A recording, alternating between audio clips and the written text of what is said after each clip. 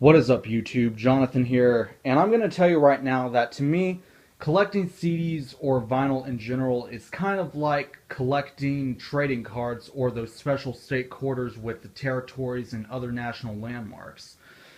Because to me, there's not a lot of CDs going out these days or being bought by people, and of course, I feel like I need to be one of those people that can show that buying CDs is still alive. And of course, my Iron Maiden CD collection right here is the best example to show you guys. So without further hesitation, I'm going to be showing you my Iron Maiden CD collection, which is quite big, filled with 27 CDs in general. So here we go. Here we got the band's debut album from 1980. As you can tell, many of these classic albums are their 1998 re-releases. But the debut album stands out to me. It's my favorite Iron Maiden album of all time. Very raw, very progressive, heavy, with Paul Di'Anno's vocals being menacing as well. And of course, Killers, which to me is kind of a bit ranks lower than Iron Maiden because of the number of songs that were performed prior to the release of this album, but still quite good and a bit more melodic and polished with Adrian Smith's inclusion. And of course, a Number of the Beast classic live album with the debut of Bruce Dickinson, such as Number of the Beast, Hallowed Be Thy Name, and 22 Acacia Avenue. Here you go.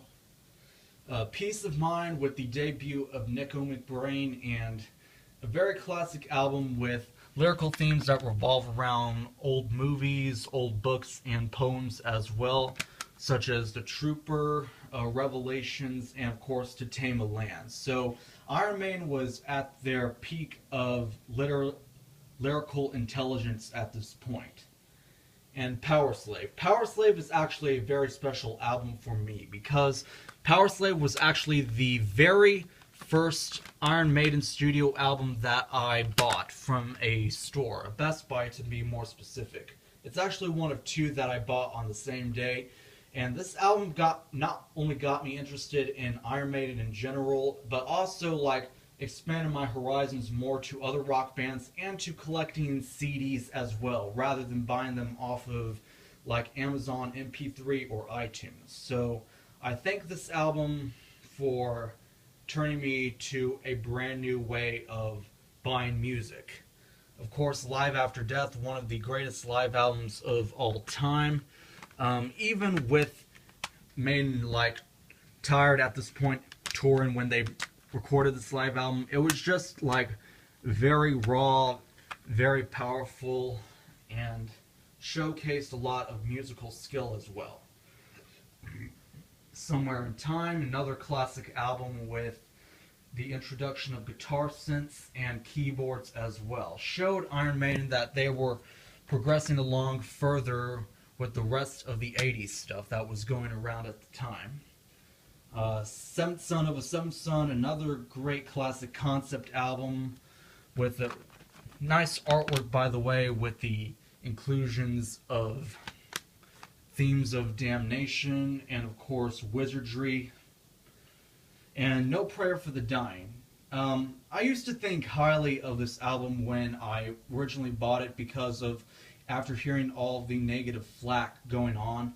But moving on, I don't consider this album bad, but just really a bit above average. Maybe a 7 out of 10 at best. And of course, there is the CD with the original version of the cover of Eddie choking the grave digger. And of course, this album which just shows him popping out of a grave. Not one of Derek Riggs' best pieces of artwork, but still quite exceptional. And of course, this album gets bogged down for being too short, very poor production, and of course, just a lot of stereotypical metal themes rather than the genius lyrics that have been written on other songs. So yeah. Fear of the Dark. I don't think highly of this album either, because it's just a bunch of filler with some good stuff like the title track, Afraid to Shoot Strangers, and Be Quick or Be Dead. And that's kind of quite about it. And of course, when you have mediocre studio albums such as these two, you're also going to get mediocre live albums. A Real Live Dead one, which is 2 albums into one, and of course, Live at Donington. And these two aren't very good for the fact that the production and mixing of the albums is not up to snuff with the other ones. Steve Harris doesn't do a good job when producing stuff on his own. And of course, the inclusion of certain songs just shows that the band's energy was dying at this point because of tensions, specifically between Bruce and the rest of the band. And even when I was collecting like Iron Maiden's albums, I only got these 2 just to have them. And of course, I had them on my iPod for a little while until I removed them because it was just taking up too much space. Wasn't worth having on there. And of course, I wanted to make room for other music albums that I was putting on there. So yeah. The X Factor is of course an underrated great album with Blaze Bayley. Very dark lyrical themes. Shows the band having some energy that was renewed into them. So yeah, great. With Sign of the Cross, Man on the Edge, and several others. Yeah. Best of the Beast. And Best of the Beast was actually quite another interesting find because it's actually quite a good album, even if there's not a lot of representation from Paul Di'Anno or several other songs from other albums. But one major highlight is the song Virus, which was brand new at the time. And I've always wanted to get a double CD edition of this album just to have it, but of course with stuff that I found on Amazon with the prices and such, I just really didn't want to waste my money on it.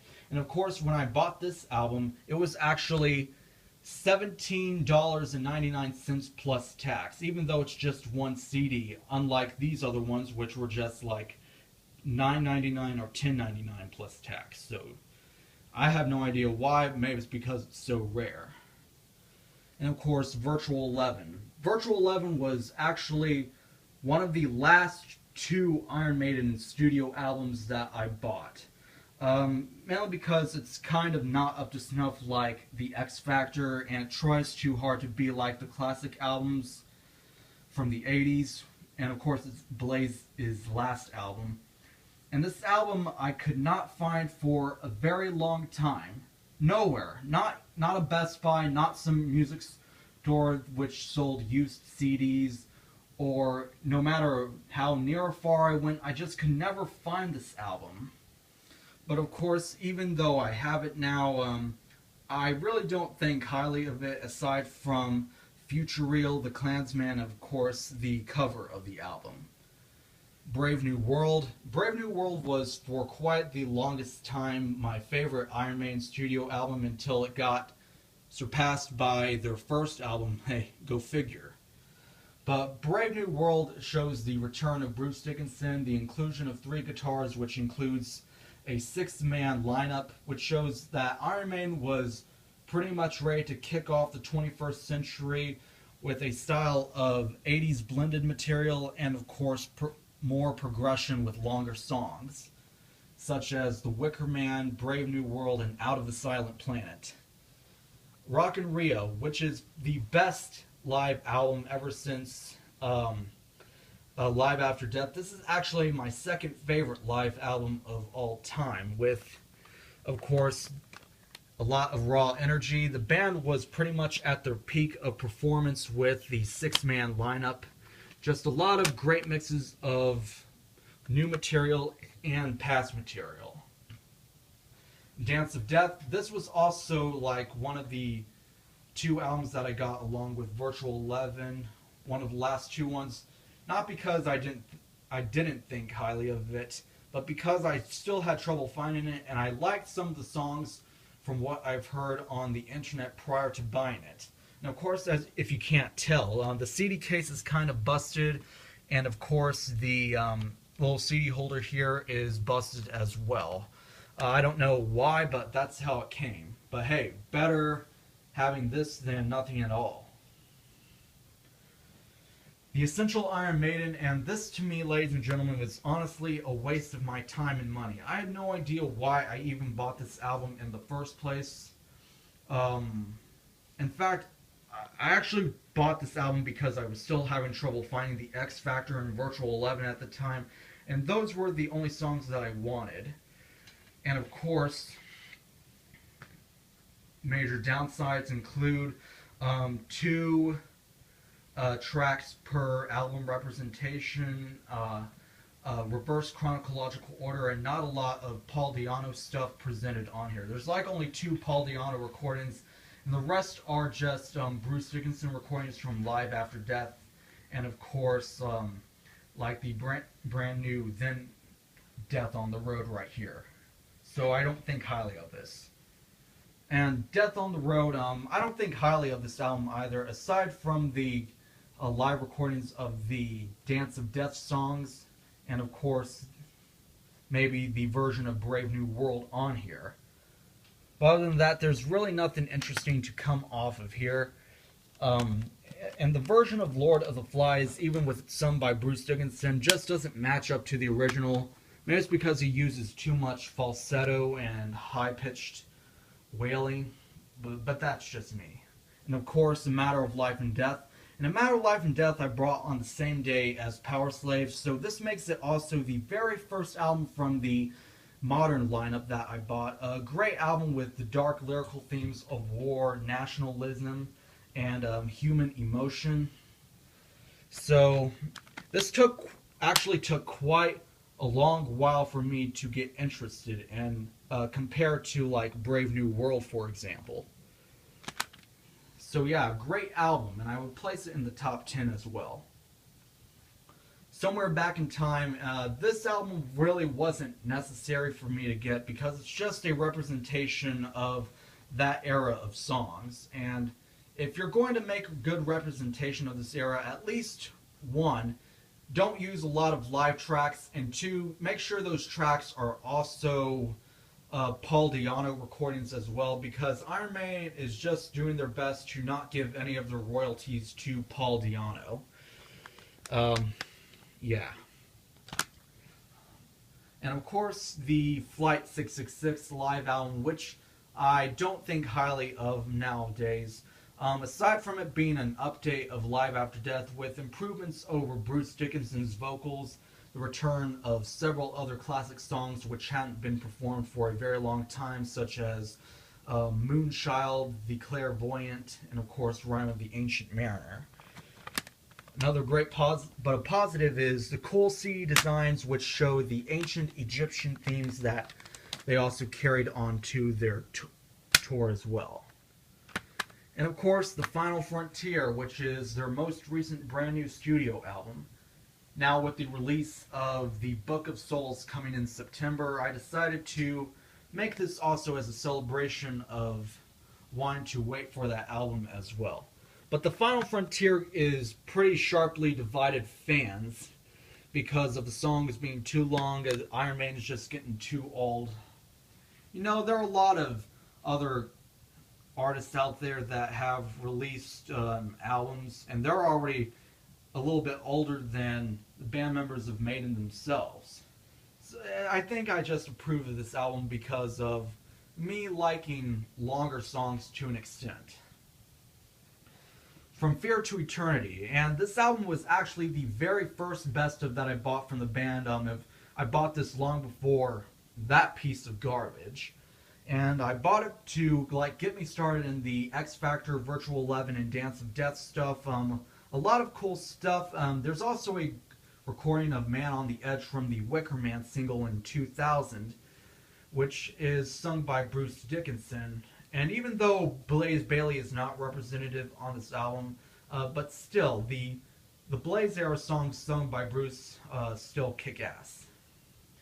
Of course, In Vivo, as you can tell, it's not the original CD case.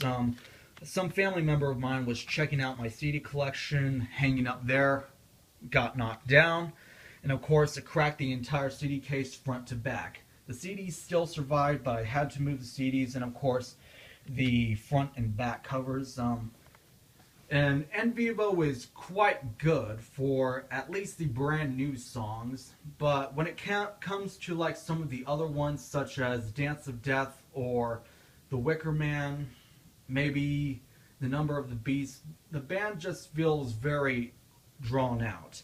And it kind of feels a little bit more exhausting at this point to hear songs from what you've heard before on other live studio albums. You might as well just go to the concert itself.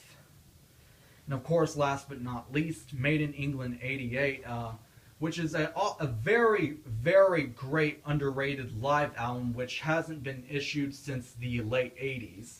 And of course, with it being based off of the Seventh Son of a Seventh Son era, includes many of the songs as they were in their original forms, plus several other classics which wasn't released on the original CD back in the 80s.